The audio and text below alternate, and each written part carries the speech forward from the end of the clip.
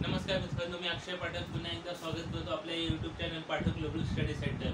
आज एक नवीन माहिती बघायची आपल्याला की सोमनाथ मंदिर जे आहे, सोमनाथ टेम्पल गुजरातमध्ये, त्याच्याचे आक्रमण मोहम्मद गजनबी यांनी कशा पद्धतीने केलेलं होतं किंवा ह्याने कशासाठी आक्रमण जे या ठिकाणी केलेलं होतं, त्या गोष्टी आपल्याला बघायच्या आहेत. आता मोहम्मद गजनबी जो आहे ना, जवळपास आपल्याला माहिती आहे 1000 ते 1027 अशा 27 वर्षामध्ये जवळपास मोहम्मद गजनबी यांनी आपल्या देशावरती, भारतावरती 17 वेळा आक्रमण जे ते या ठिकाणी केलेलं दिसून येतं. म्हणजे असं विचारलं जातं की मोहम्मद गजनबी यांनी किती वेळा आक्रमण भारतावरती केलं, तर जवळपास मोहम्मद गजनबी यांनी जवळपास 17 वेळा आक्रमण जे आहे त्याने आपल्या देशावरती केलेलं दिसून येतं. मग ते साल काय, ते इसवी सन 1000 ते इसवी सन 1027, त्या 27 वर्षामध्ये मोहम्मद गजनबी यांनी 17 वेळा देशावरती आक्रमण केलेलं आपल्याला दिसून येतं. मग हा जो होता मोहम्मद गजनबी, हा कुठून आलेला आहे, नेमका कोणत्या देशातून आलेला आहे? हा अफगाणिस्तानमध्ये एक सिटी आहे किंवा अफगाणिस्तानमध्ये एक गजनी नावाचं त्या ठिकाणी भाग आहे किंवा त्या भागात तिथला तो राजा होता, त्याचं नाव होतं मोहम्मद गजनबी. त्याने भारतावरती जवळपास 17 वेळा आक्रमण जे ते 27 वर्षामध्ये केलेलं होतं. त्याचं एक आक्रमण जे आहे, एक जे युद्ध आहे, ते खूप महत्वाचं आहे किंवा ते खूप भयानक असं होतं. ते म्हणजे 1025 इसवी सन 1025 यावेळेस त्याने 16वं आक्रमण जे ते केलेलं होतं. किती एकूण आक्रमण केले मोहम्मद गजनबीने? 17 आक्रमण केले. पण त्याचं 16वं जे काय आक्रमण जे होतं ते खूप भयानक होतं. ते केलं होतं 1025 इसवी सन 1025.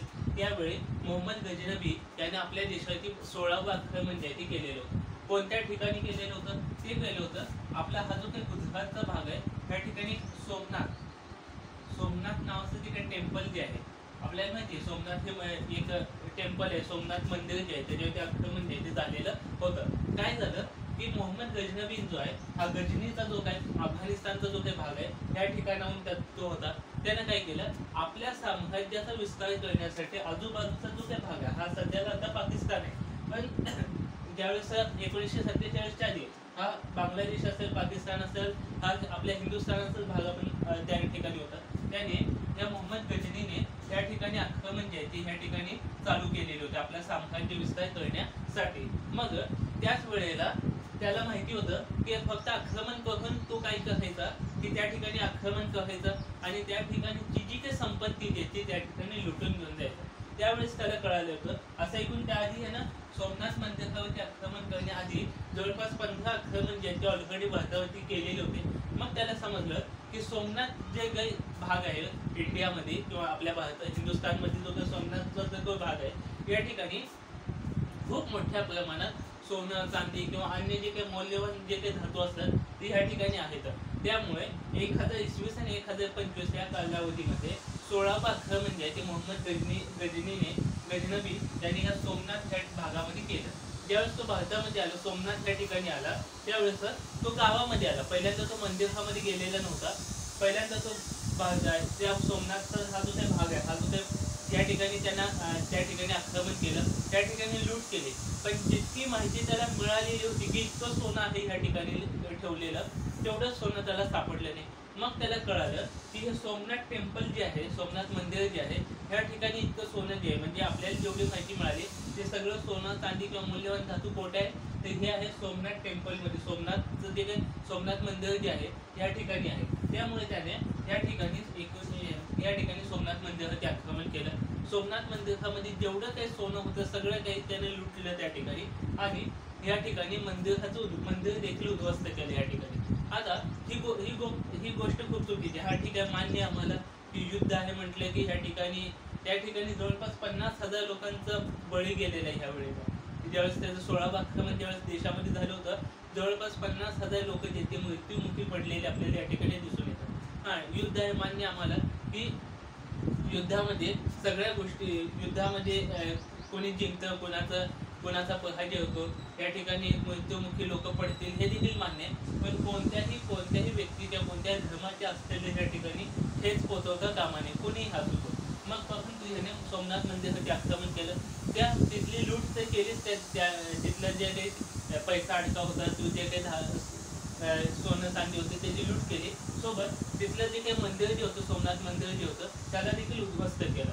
आता या उद्ध्वस्त करण्यामागे एक उद्देश काय होता की या ठिकाणी समजा एखाद्या राजाने त्या ठिकाणी आक्रमण केलं, पण ज्या वेळेस त्या भागात तो भाग जो आहे तो उद्ध्वस्त केला जातो, त्याच वेळेस त्याची दहशत जी आहे ती या ठिकाणी बसत असते. त्यामुळे त्याने देखील आपली केवळ दहशत बसवण्याच्या उद्देशाने किंवा केवळ आपला हा जो काही दहशतीचा जो काही भाग आहे, दहशत बसवण्यासाठी त्याने त्या ठिकाणी मंदिर जो आहे तो उद्ध्वस्त त्याने केलेला होता. त्यामध्ये धार्मिक कारण पण आहे याच्या मागं, आणि स्वतःची दहशत बसवण्यासाठी देखील त्याने सोमनाथ मंदिर जे आहे या ठिकाणी उद्ध्वस्त जे आहे ती केलेलं आपल्याला दिसून येतं. मग हा ह्यानं 1025 इसवी सन 1025 यावेळेस त्याचं 16वं आक्रमण ज्यावेळेस झालं त्यावेळेस सोमनाथ या मंदिराचं त्याने लूट केली, आणि पुन्हा जात असताना पुन्हा तो पंजाबमधून निघाला. त्याला आपण पुन्हा गजनीला जावं लागेल. गजनीला जात असताना त्याला पंजाबमधून तो निघाला होता. म्हणजे हा पंजाबचा जो काही भाग आहे त्या ठिकाणी जनजाती आहे. जनजाती म्हणजे एक त्या ठिकाणी एक जमात आहे जिला आपण म्हणतो जाट. जाट ही तिथली एक जमात आहे पंजाब मधली. त्याने काय केलं, ह्या जमातीने काय केलं की मोहम्मद गजनीला त्या ठिकाणी अडवण्याचा प्रयत्न केला, किंवा त्याचं जे काही सोनं जे त्याने ह्या ठिकाणी लुटलं होतं ते त्या ठिकाणी जाट यांनी घेण्याचा तो प्रयत्न केला. मग मोहम्मद गजनीचा सेनापती ज्यावेळेस जाटाने आक्रमण केलं मोहम्मद गजनीवरती जाताना पंजाबमध्ये, त्यावेळेस त्याचा जो काही सेनापती होता मोहम्मद गजनी याचा, त्याने काय केलं की लगेच आक्रमण करण्याचे आदेश दिले.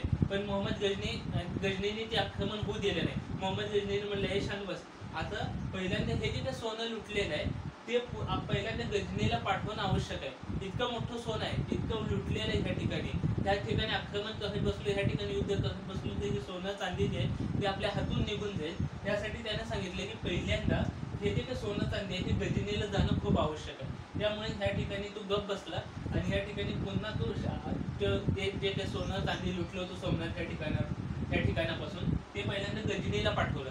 आणि 1027 त्यावेळेस जे काही शेवटचं जे काही 17वं आक्रमण झालं ते त्याने जाटांच्या विरोधात या ठिकाणी पंजाबमध्ये केलेलं होतं, आणि त्यामध्येच त्याचा मृत्यू जो तो झालेला आपल्याला दिसून येतो. अशा पद्धतीने मोहम्मद गजनीने केवळ धन लुटण्यासाठी किंवा आपल्या देशाची लूट करण्यासाठीच केवळ आपल्या देशावरती जे काही आक्रमण जे आहे ते मोहम्मद गजनबी यांनी केलेलं होतं. अशा पद्धतीने मोहम्मद गजनीचं आक्रमण झालं. आता हा जो काही भाग आहे, आता मोहम्मद गजनबी, आता आपल्याला माहिती आहे की अफगाणिस्तान जे आहे, अफगाणिस्तानच्या वेळेला अफगाणिस्तान जे आहे त्या अफगाणिस्तानमध्ये अनेक शासक आहेत, त्यांनी भारताचे आक्रमण केलं. आता माहिती आहे मेहमूद गोखरीचं पण आक्रमण झालं होतं चंद्रगुप्त यांच्या वेळेला. त्या मेहमूद गोखरी पण कोणत्या ठिकाणचा, अफगाणिस्तानचा. त्यासोबत अफगाणिस्तान ह्या ठिकाणी एक भाग आहे फरगना नावाचा, त्या ठिकाणचाच आहे हुमायूं कुठला आहे, अफगाणिस्तानचा आहे. अशा अनेक पद्धतीने म्हणजे जेवढ्या लोकांनी भारताचे आक्रमण केलं त्यापैकी सगळ्यात जास्त जे काही लोक होते ते होते अफगाणिस्तानचे. म्हणजे अफगाणिस्तानच्या गजनीचाच होता मेहमूद गोखरी जो होता तो पण अफगाणिस्तानचा होता, आणि फरगना नावाचा जो काही भाग आहे अफगाणिस्तान मधला तिथलाच हुमायूं देखील होता. अशा पद्धतीने आक्रमण जे ते झालेलं होतं. आता हा मोहम्मद गजनबी यांचे जे काही वडील होते त्यांचं एक हे जे काही इराणचा जो काही भाग आहे, हा जो काही भाग आहे अफगाणिस्तानच्या बाजूचा देश, हा जो काही भाग आहे त्या ठिकाणी सुबुद्दीन ह्या ठिकाणी लिहिलेले सुबुद्दीन जे आहे त्यांचं सत्ता होती ह्या ठिकाणी. मग त्यांनी देखील आपला साम्राज्य विस्तार वाढवण्यासाठी हा जो काही पाकिस्तानचा जो काही भाग आहे ह्या ठिकाणी पहिल्यांदा आक्रमण केलेलं होतं. पण त्यावेळेस त्या ठिकाणी विशेष काही नव्हतं त्या ठिकाणी, त्यामुळे त्याने आक्रमण करण्यासाठी आलेला होता तो सुबुद्दीन. पण तो या ठिकाणी पाकिस्तानमध्ये काही त्यावेळेसचा आत्ताचा पाकिस्तान, त्यावेळेसचा हिंदुस्थान, या ठिकाणी कोणतीही गोष्ट किंवा इतका मौल्यवान काही सापडले नसल्याने तो पुन्हा गेला होता सुबुद्दीन. पण त्याचा जो सुबुद्दीनचाच मुलगा मोहम्मद गजनबी जो पुढे अफगाणिस्तानचा शासक झाला, त्याने आपल्या भारतावरती जवळपास 17 वेळा आक्रमण जे ते झालेले आपल्याला दिसून येतात. त्यावेळेस जो काही ज्यावेळेस सोमनाथ याची लूट झालेली होती, सोमनाथ मंदिराची ज्यावेळेस लूट झाली 1025 इसवी सनला, त्यावेळेस त्या ठिकाणी अजयपाल हा त्यावेळेस त्या ठिकाणचा राजा होता. पण कसा होता तो अजयपाल जो काय राजा होता त्याचं जे काही राज्य जे होतं ते खूप लहान होतं, त्यामुळे त्याला त्या मोहम्मद गजनबी यापुढे त्याचं टिकावं लागणं शक्य नव्हतं. कसं आहे, राजा जो आहे तो नेहमी शक्तिशाली असायला हवा. आता आपल्याला माहिती आहे की सम्राट अशोक असेल किंवा चंद्रगुप्त असेल किंवा हर्षवर्धन असेल, त्यांच्या काळामध्ये कोणाची ताकद होती भारताकडे बघण्याची नव्हती. त्यावेळेस त्यांची सत्ता हे होते. आता माहिती आहे की सम्राट अशोक जे होते, सम्राट अशोकांना हा जो काय अफगाणिस्तानचा जो काय भाग जो आहे हा त्या ठिकाणी त्यांना मिळालेला होता. आणि म्हणजे बक्षीस म्हणून किंवा लग्नामध्ये त्यांना हुंडा म्हणून जो आहे तो अफगाणिस्तानचा जो काय हा जो काय भाग आहे तो सम्राट अशोकांना देण्यात आलेला आहे. इतकी सत्ता जी आहे म्हणजे सम्राट अशोकांकडे इतकी ताकद होती की चांगले चांगले राजे जे ते त्यांच्या पुढे झुकत होते. पण नंतर ही सत्ता जी आहे ती थोडीशी कमी झाली आणि त्यावेळेस सोमनाथमध्ये जो काही राजा होता अजयपाल हे जे की यांचं जे काही साम्राज्य जे आहे ते खूप मोठं नव्हतं, त्यामुळे त्यांचा निभाव त्या पुढे लागणं शक्य नव्हतं. त्यांनी त्या ठिकाणी असं म्हणजे मोहम्मद गजनबीचं ज्यावेळेस आक्रमण झालं त्यावेळेस त्यांनी त्याचा विरोध जो आहे तो या ठिकाणी केलेला होता, पण त्यांचा शेवटी निभाव लागला नाही आणि जवळपास 50,000 लोकांचा बळी जो आहे तो या ठिकाणी केलेला आपल्याला दिसून येतो. अशा पद्धतीने मोहम्मद गजनबी यांनी देशामध्ये जवळपास 17 वेळा आक्रमण केलं आणि त्याचं जे काही 16वं आक्रमण जे 1025 या त्या सालचं ते अतिशय महत्त्वाचं आहे, कारण त्यावेळेस त्यानं सोमनाथ मंदिरासाठी लुटी जी आहे ती त्या ठिकाणी केलेली होती. अशा पद्धतीने मोहम्मद गजनबी जो आहे ते या ठिकाणी आपण बघितलं. ते अफगाणिस्तान कसं आहे हा पहिल्यापासूनच पहाडी इलाका आहे आणि पहाडी इलाक्यामधल्या लोकांचं काम काय असतं केवळ युद्ध करणे. आज देखील बघा त्या ठिकाणी मोहम्मद गजनबी अफगाणिस्तानचा, हुमायून अफगाणिस्तानचा, मोहम्मद गोखरी अफगाणिस्तानचा, आज देखील तालिबान अफगाणिस्तानमध्ये.